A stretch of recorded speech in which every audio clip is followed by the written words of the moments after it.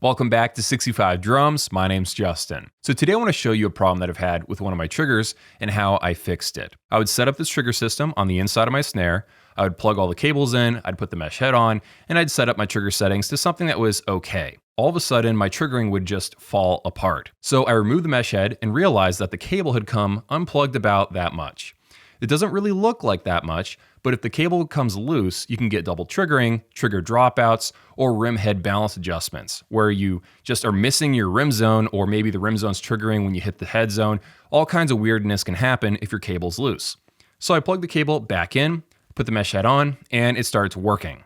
The problem was this was a cycle. Multiple times a day, I'd have to remove the mesh head, plug it back in over and over again. So I had two basic options. I could either duct tape the cable in place, or I could fix the underlying problem that was making the cable be rejected from the trigger over and over again. You may have had this problem with the headphone jack of an old cell phone or an iPad or something else. It's not unique to electronic drums.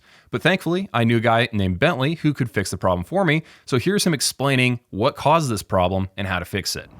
So within the plug, if you're having issues like this, where the plug is not staying within, is if you get a light and you shine it into the plug right in here, and you should see two metal or copper flaps within there, and one of them may be pressed to the side. They should both be pointed into the middle to cause resistance for the plug. You can get a dental tool or something else to get underneath that flap and pry it out just a little bit so that it's centered into the plug. So just like Bentley said, the metal is supposed to be sticking out a little bit so it grips the cable as you plug it in. But in this particular case, on this trigger, it was bent flush against the wall. I want to mention that I'm not throwing any trigger company under the bus. I likely wrenched the cable around at some point and somehow bent that internal clip on the inside of the trigger. I'm just glad the fix was pretty simple. It's probably easier to do this fix on a 1/4 inch input rather than an 1/8 inch input because you have more room to work around.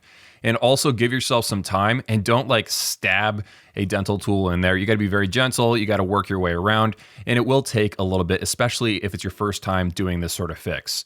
So a big shout out to Bentley for helping collaborate with me on this video. By the way, I play Halo and Warzone with Bentley all the time. So if you want to see me get absolutely destroyed in either of those games, give BentleyLabs a follow. We dropped in over there. Oh! Oh! Thank you so much for watching all the way to the end. I really appreciate it. Especially thank you to the people on Patreon who help support this channel. And I'll see you guys in a few.